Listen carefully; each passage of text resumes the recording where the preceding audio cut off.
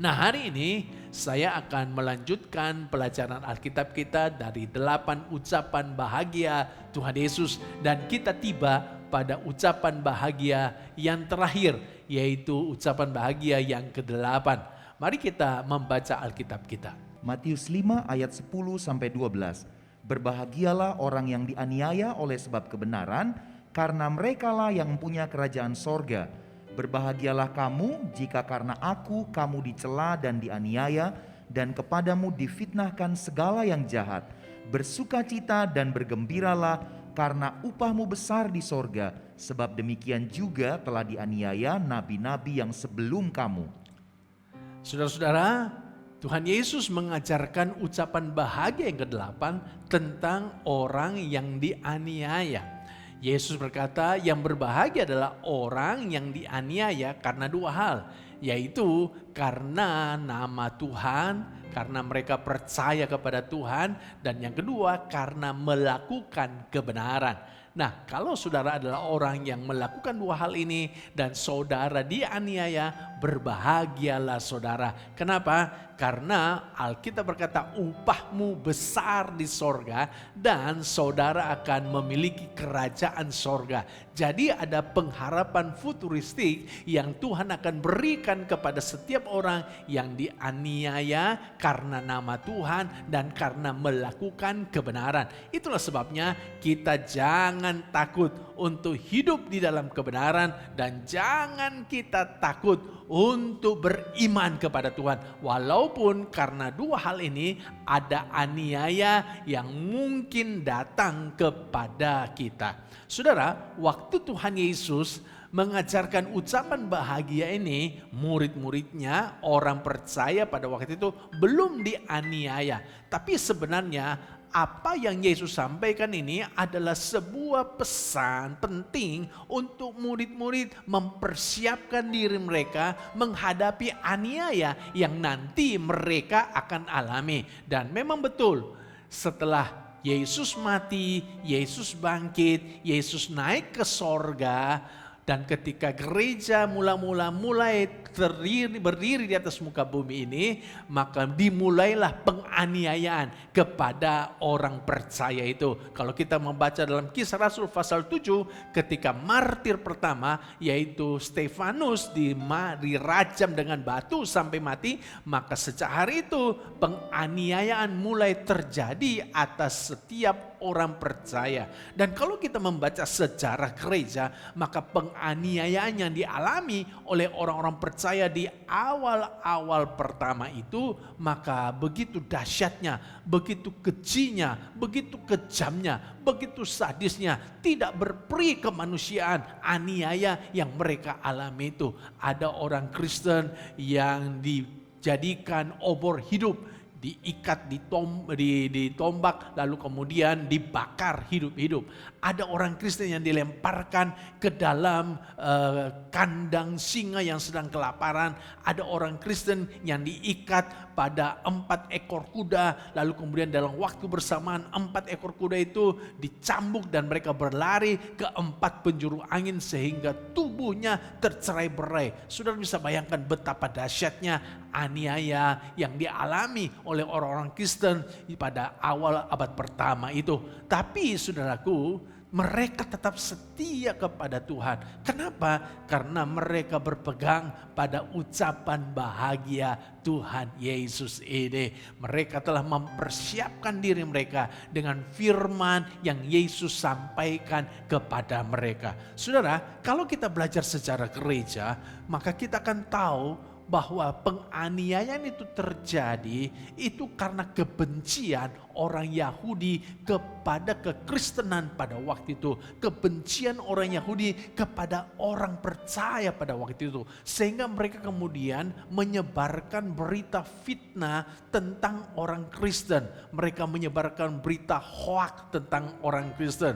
Mereka menyebarkan bahwa orang Kristen itu adalah orang yang kanibal, yang mengorbankan bayi mereka dan memakan bayi mereka. Mereka juga menyebarkan berita hoaks bahwa orang Kristen itu adalah orang yang suka membuat kerusuhan, yang suka memprovokasi orang untuk melawan pemerintah. Mereka juga menyebarkan berita hoaks bahwa orang Kristen itu adalah orang yang suka mengadakan perbuatan-perbuatan amoral. Jadi katanya kalau orang Kristen bertemu, maka pasti ada terjadi perbuatan amoral di situ. Free sex terjadi di pertemuan orang Kristen. Nah, mereka juga menyebarkan berita hoaks bahwa orang Kristen itu suka merusak hubungan dalam keluarga. Nah, berita-berita hoaks ini rupa-rupanya dipercaya oleh masyarakat luas, sehingga kemudian masyarakat luas membenci orang-orang Kristen. Itulah sebabnya terjadi penganiayaan terhadap orang Kristen. Dan mereka dibenci, mereka difitnah. Kenapa? Karena orang Kristen ini beriman kepada Tuhan. Mereka hidup di dalam kebenaran.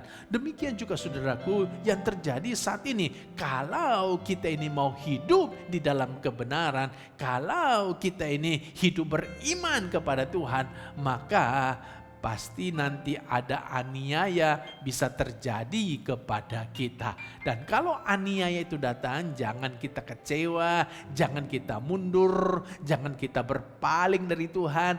Tapi mari kita tetap menjaga hati kita, tetap kita maju mengiring Tuhan. Kenapa? Karena ada pengharapan futuristik yang akan kita alami, yaitu kita akan memiliki kerajaan sorga dan kita akan mendapatkan upah yang besar di kerajaan kekekalan nanti. Kita akan bersama-sama dengan Tuhan selama-lamanya. Haleluya, puji Tuhan. Ini berita yang membahagiakan kita, saudara-saudara.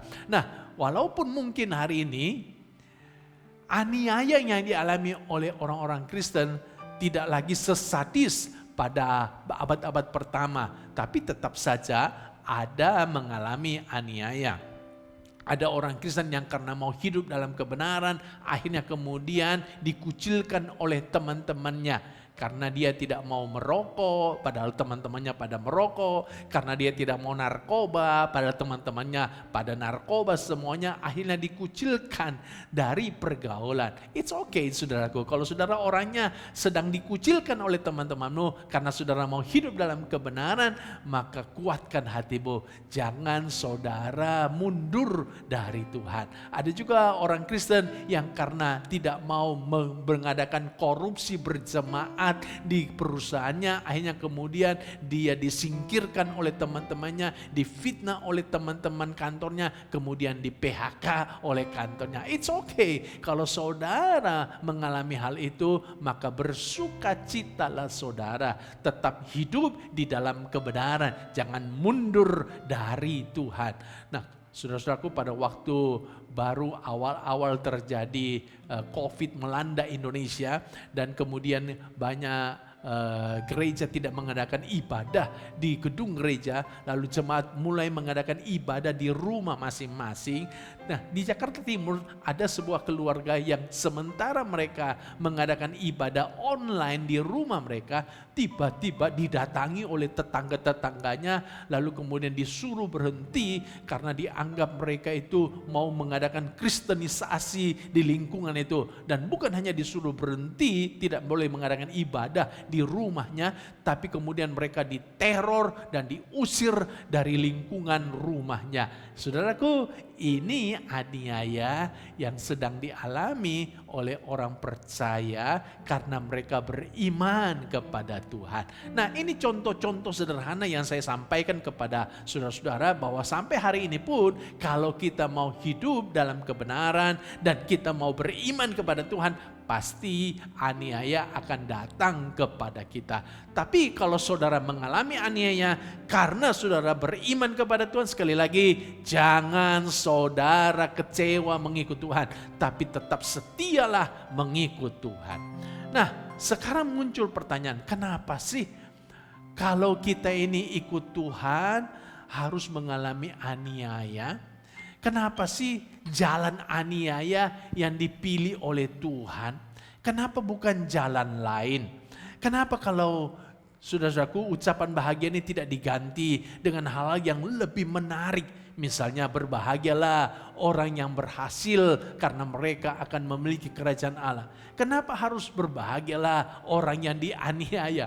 Saudara-saudara, saya renung-renung pertanyaan ini, kenapa orang Kristen, orang percaya kalau dia hidup sungguh-sungguh dan dia mau mengikut Tuhan sungguh-sungguh, maka dia akan mengalami aniaya. Dan ketika saya merenung-renung, saya menemukan ada beberapa kebenaran yang penting. Dan Tuhan izinkan kita mengalami aniaya karena yang pertama, supaya kita ini bisa menjadi seperti Kristus. Saudara, kenapa? Karena rupa-rupanya Kristus juga telah memilih jalan salib untuk menyelamatkan kita. Kristus tidak memilih jalan berhasil, jalan penuh dengan kemewahan, jalan penuh dengan popularitas untuk menyelamatkan kita. Tapi Kristus memilih jalan salib. Kenapa Kristus memilih jalan salib untuk menyelamatkan manusia? Karena untuk pengampunan dosa perlu dicurahkan darah. Harus ada darah yang tercurah. Sebab tanpa pencurahan darah tidak akan ada pengampunan. Itulah sebabnya Kristus memilih jalan salib. Karena waktu dia disalibkan, darahnya tercurah. Dan darahnya yang tercurah itulah yang mengampuni dosamu dan dosaku. Jadi saudaraku, ternyata jalan salib, jalan penderitaan yang di dalamnya ada aniaya, itu adalah jalan yang penuh dengan kemuliaan. Dan jalan inilah yang dipilih oleh Kristus. Dan jalan inilah yang menyelamatkan kita. Nah saudara-saudara, kenapa kita ini Tuhan izinkan mengalami aniaya ketika kita mengikut Tuhan dengan sungguh-sungguh? Supaya kita ini seperti Kristus. Supaya apa yang Kristus alami bisa juga kita alami. Firman Tuhan berkata di dalam Yohanes 15 ayat 20. Ingatlah apa yang telah kukatakan kepadamu, seorang hamba tidaklah lebih tinggi daripada tuannya. Jikalau mereka telah menganiaya aku, mereka juga akan menganiaya kamu. Jikalau mereka telah menuruti firmanku, mereka juga akan menuruti perkataanmu. Jadi hamba itu tidak lebih daripada tuannya. Kita tidak lebih daripada Tuhan. Kalau Kristus dianiaya, maka kita juga pasti akan dianiaya. Tapi berbahagialah kita, sebab kalau kita dianiaya berarti kita ini seperti Kristus, menyerupai Kristus. Ternyata kita menyerupai Kristus bukan hanya di dalam karakternya, tetapi juga di dalam kita mengikuti jalan salibnya. Kita mengikuti jejak-jejak yang Yesus tinggalkan melalui jalan salib itu. Dan ketika kita setia mengikuti jejak Yesus di dalam jalan salib itu, jalan penderitaan, jalan aniaya itu, maka kita akan tiba di ujung sana yang disebut dengan keselamatan. Berbahagialah saudara-saudara yang hari ini sedang mengikuti jejak jalan salib daripada Yesus. Saudara-saudara yang kekasih, jadi kenapa Tuhan mengizinkan kita mengalami aniaya, berada di jalan aniaya? Sebab Tuhan ingin supaya kita ini menyerupai seperti Kristus. Dan bukankah ini tujuan daripada kekristenan kita? Tujuan kita menjadi orang percaya, tujuan kita beriman kepada Tuhan bukan supaya kita ini mengalami mujizat kesembuhan. Mujizat kesembuhan itu hanya bonus saja, tapi itu bukan tujuannya. Tujuannya bukan supaya kita sukses, berhasil. Sukses, berhasil itu hanya bonusnya saja. Tapi apa tujuannya saudaraku? Tujuannya adalah supaya kita ini menjadi serupa dengan Kristus, menyerupai Kristus. Dan kalau kita hari ini sedang berjalan di jalan penderitaan, di jalan aniaya, jangan kita menyesal telah ikut Tuhan. Tapi bersyukurlah Karena Tuhan sedang membentuk kita menyerupai seperti Kristus. Haleluya, puji Tuhan. Nah, alasan yang kedua, kenapa Tuhan izinkan kita ini mengalami aniaya ketika kita mau beriman sungguh-sungguh kepada Tuhan. Yaitu supaya bisa memurnikan iman kita. Jadi tujuan yang kedua atau alasan yang kedua, supaya iman kita dimurnikan.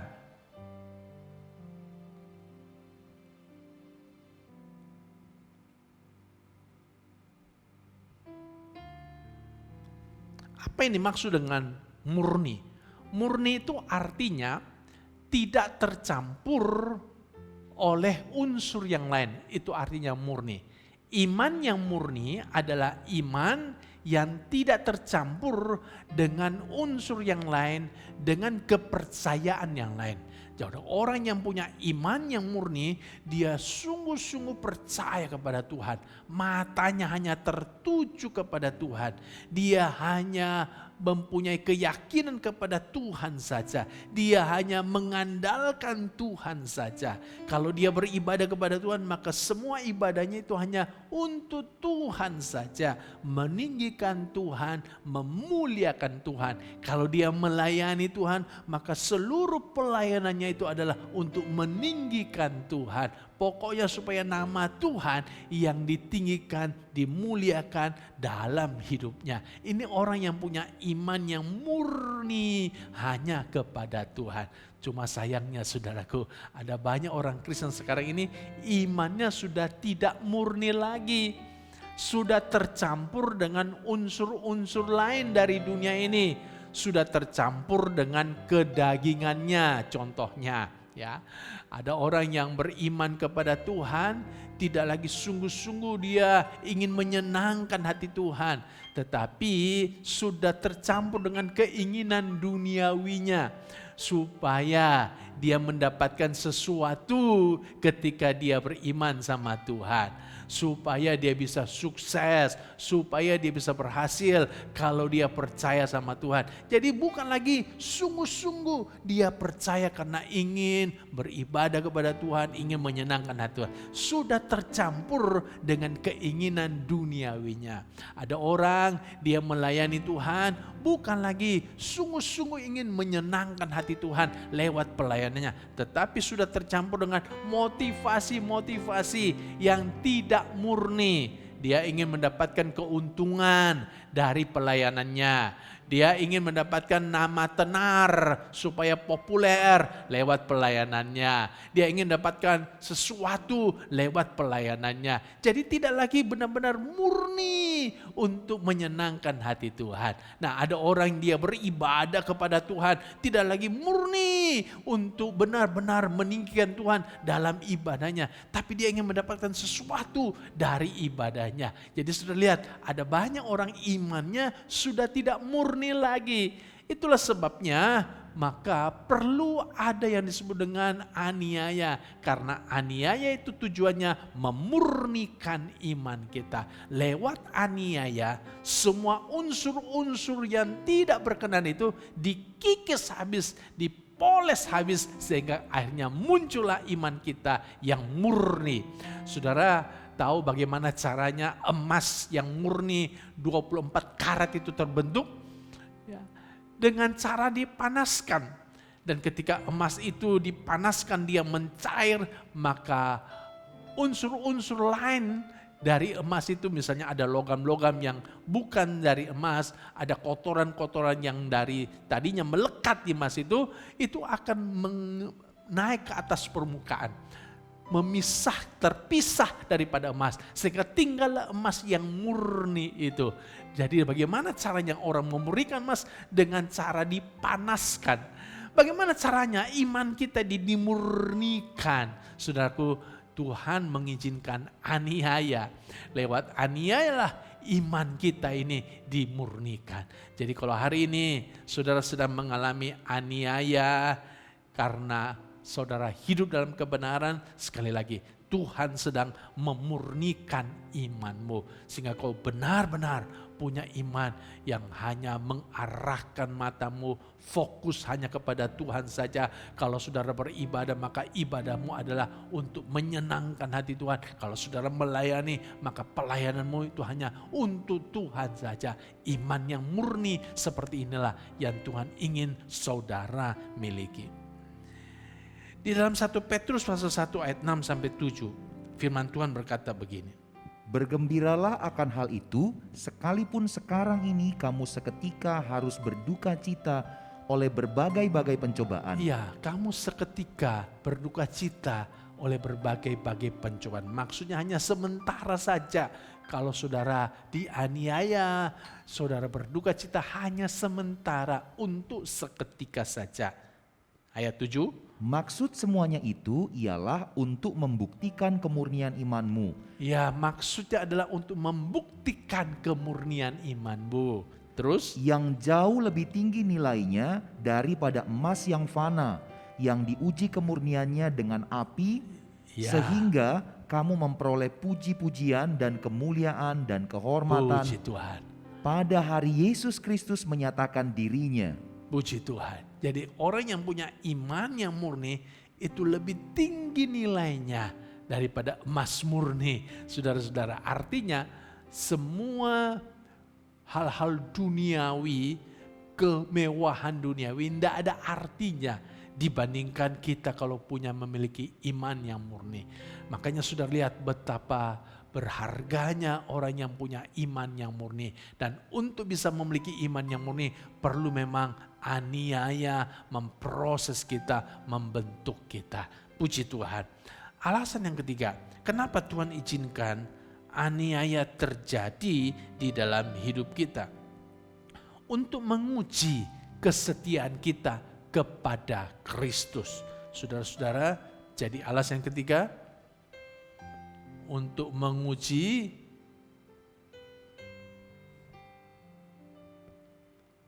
kesetiaan. Kenapa kesetiaan kita ini perlu diuji? Coba kita baca Wahyu 2 ayat 10b. Hendaklah engkau setia sampai mati, dan aku akan mengaruniakan kepadamu mahkota kehidupan. Kenapa kesetiaan kita ini perlu diuji? Sebab hanya orang yang setia yang akan menerima mahkota kehidupan. Kalau saudara tidak setia, saudara mundur di tengah jalan waktu mengikut Tuhan, saudara tidak pernah akan menerima mahkota kehidupan. Jadi mahkota kehidupan adalah sangat bernilai dan hanya diberikan kepada orang yang setia. Nah, bagaimana kesetiaan kita diuji? Saudara-saudara, kesetiaan kita diuji itu tidak dengan berkat, tapi melalui aniaya. Karena waktu orang Kristen dianiaya, disitulah akan dilihat kesetiaannya. Masih enggak dia tetap ikut Tuhan atau dia mundur. Kalau hari ini saudara belum alami aniaya, hari ini hidupmu baik-baik saja, hari ini semuanya lagi diberkati, semuanya lagi sehat, belum bisa teruji kesetiaanmu. Saudara tidak bisa berkata saya ini setia sama Tuhan. Karena saudara hari ini sedang diberkati berlimpah. Saudara tidak bisa berkata saya setia kepada Tuhan. Karena hari ini saudara lagi sehat walafiat. Keluarga saudara lagi rukun dan damai. Nanti kesetiaan saudara diuji. Kapan itu? Ketika penyakit datang. Masih enggak saudara bisa berkata saya setia sama Tuhan. Ketika ekonomi saudara guncang, ketika dalam keluarga saudara ada masalah, masih enggak saudara bisa berkata, saya tetap setia kepada Tuhan. Jadi, aniaya itu akan menguji kesetiaan kita. Masalah, penderitaan, persoalan itu akan menguji kesetiaan kita. Dan berbahagialah saudara, ketika aniaya datang, penderitaan datang, saudara tetap setia mengikut Tuhan. Saudara tetap setia melayani Tuhan. Saudara tetap setia beribadah kepada Tuhan. Berbahagialah saudara. Karena apa? Karena saudara akan menerima mahkota kehidupan. Kesetiaan kita itu akan teruji bukan hanya oleh aniaya, tapi juga nanti akan teruji oleh waktu. Waktulah yang nanti akan membuktikan kita tetap setia kepada Tuhan atau tidak. Kalau hari ini saudaraku, saudara baru ikut Tuhan 1 tahun, 2 tahun, saudara belum bisa dikatakan orang yang setia. Bahkan ketika saudara sudah ikut Tuhan 50 tahun, 60 tahun, saudara juga belum bisa dikatakan orang yang setia. Kapan kita bisa dikatakan setia kepada Tuhan? Waktu kita dipanggil Tuhan. Waktu hidup kita sudah berakhir dalam dunia ini. Pada waktu itulah akan terlihat kita ini tetap setia kepada Tuhan atau tidak. Pada waktu kita ini Tuhan panggil dan kita tetap beriman kepada Tuhan, walaupun banyak masalah, banyak aniaya, maka itu menunjukkan kita adalah orang yang setia kepada Tuhan. Jadi sekali lagi, kesetiaan kita akan teruji oleh waktu. Kesetiaan kita juga akan teruji ketika aniaya datang dalam hidup kita. Kalau saudara perhatikan, ternyata murid-murid Tuhan Yesus, kebanyakan di antara mereka mati sebagai martir. Mati sebagai orang yang teraniaya, dan mereka dianiaya bukan karena mereka berbuat kriminal, mereka dianiaya karena mereka hidup dalam kebenaran dan karena mereka beriman kepada Tuhan. Saya kasih contoh Petrus misalnya. Petrus itu dia mati dalam keadaan disalibkan dengan kepala menghadap ke bawah. Andreas juga salah seorang murid Kristus juga disalibkan dengan salib bentuk X. Saudaraku, Yakobus, ini saudara Yohanes yang menulis surat Yakobus, dia juga dibunuh dengan pedang oleh Herodes. Yohanes, saudara Yakobus, jadi adik kakak ini yang menjadi murid Yesus dan penulis Injil Yohanes, dia juga saudaraku dibuang ke Pulau Patmos. Dan sebelumnya dimasukkan dalam kuali yang berisi minyak panas. Cuma karena dia tidak mati, dia kemudian dibuang ke Pulau Patmos. Filipus, ini juga salah seorang murid Yesus, mati dalam keadaan dipenggal kepalanya. Bartolomeus itu mati sebagai martir, dikuliti dan disalibkan dengan kepala menghadap ke bawah. Jadi sudah lihat beberapa kesaksian daripada murid-murid, mereka mati sebagai martir dan hidup mereka penuh dengan aniaya. Tapi coba lihat, walaupun mereka martir, mati dalam keadaan sebagai orang dianiaya, mereka tetap setia sampai akhir. Puji Tuhan. Jadi kesetiaan kita nanti teruji ketika aniaya datang. Saya berdoa biar saudara-saudara semua menjadi orang-orang yang setia sampai akhir.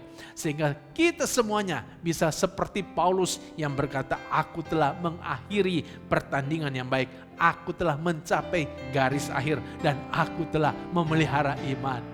Saya berdoa biar ketika semua kita ini, waktu Tuhan memanggil kita, kita bisa ngomong seperti Paulus ini. Kita telah mengakhiri pertandingan iman kita, telah mencapai garis finish. Puji Tuhan, haleluya.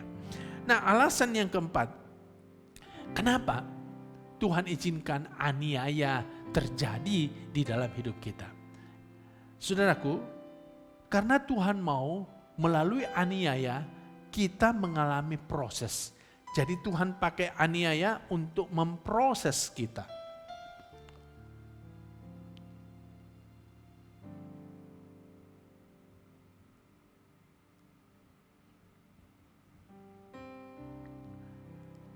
Coba kita baca Roma pasal 5 ayat 3 dan 4. Dan bukan hanya itu saja, kita malah bermegah juga dalam kesengsaraan kita. Kita bermegah dalam kesengsaraan kita. Karena kita tahu bahwa kesengsaraan itu menimbulkan ketekunan. Kesengsaraan menimbulkan ketekunan. Dan ketekunan menimbulkan tahan uji. Dan tahan uji menimbulkan pengharapan. Ketekunan menimbulkan tahan uji. Dan tahan uji menimbulkan pengharapan.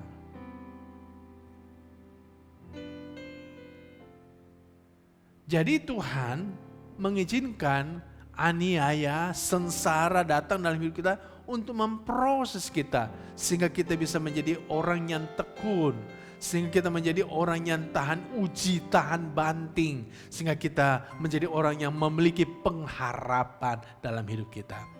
Saudara perhatikan, sangat berbeda dengan orang yang hidupnya tidak pernah mengalami penderitaan, tidak pernah mengalami sengsara, dengan orang yang hidupnya semuanya tersedia dengan baik, yang selalu dimanjakan, yang tidak mengalami sengsara. Beda.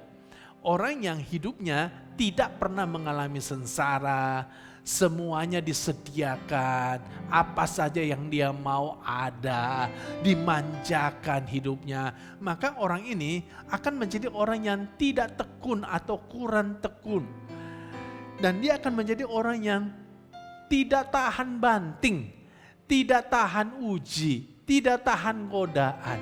Ada sedikit masalah, langsung dia menyerah. Ada sedikit masalah, dia stres.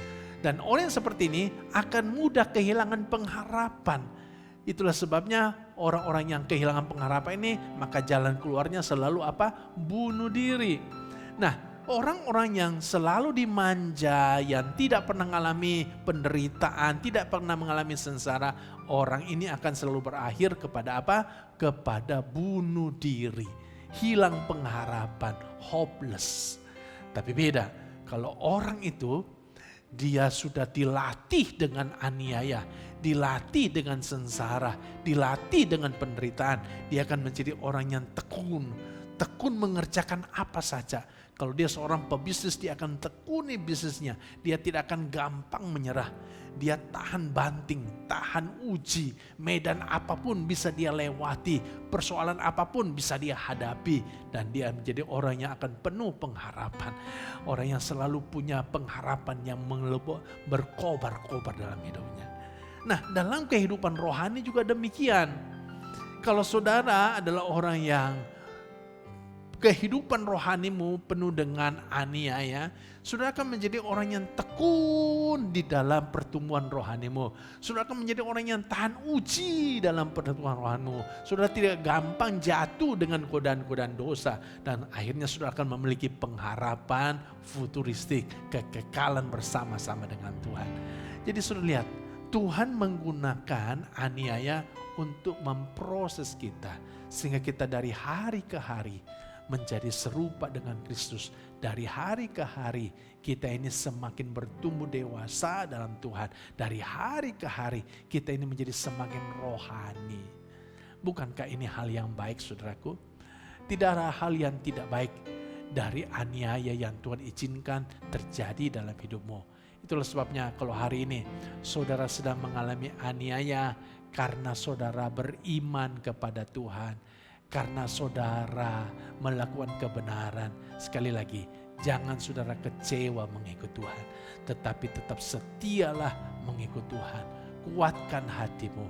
Saudara harus finishing well, mencapai garis akhir dari perlombaan imanmu, dan saudara akan menerima mahkota kehidupan.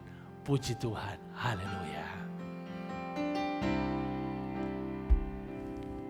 Saudara-saudara, kita akan menyanyikan sebuah lagu lama, tapi lagu ini sangat mendorong kita untuk terus mengikut Tuhan. Apapun harga yang harus kita bayar, terus ikut Tuhan sampai bertemu dengan Tuhan. Haleluya, puji Tuhan.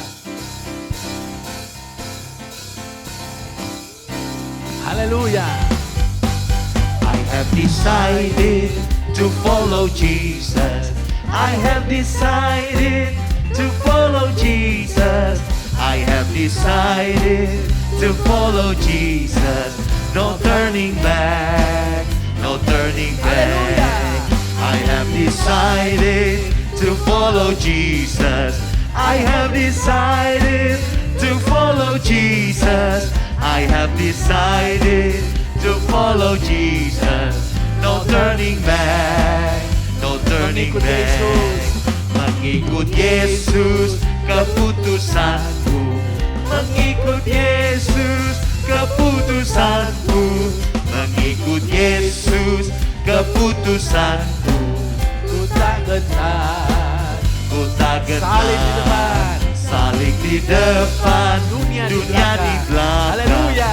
Salib di depan, dunia di belakang. Salib di depan, dunia di belakang. Ku tak gentar, ku tak gentar, ku tak gentar, ku tak gentar, ku tak gentar, ku tak gentar. Haleluya, haleluya. Terimalah berkat rahmat anugerah dari Allah Bapa di sorga, kasih sayang, damai sejahtera, sukacita dari Tuhan Yesus, penyertaan bimbingan dari Allah Roh Kudus, menyertai saudara mulai hari ini sampai selama-lamanya. Demi nama Tuhan Yesus yang percaya katakan, amin.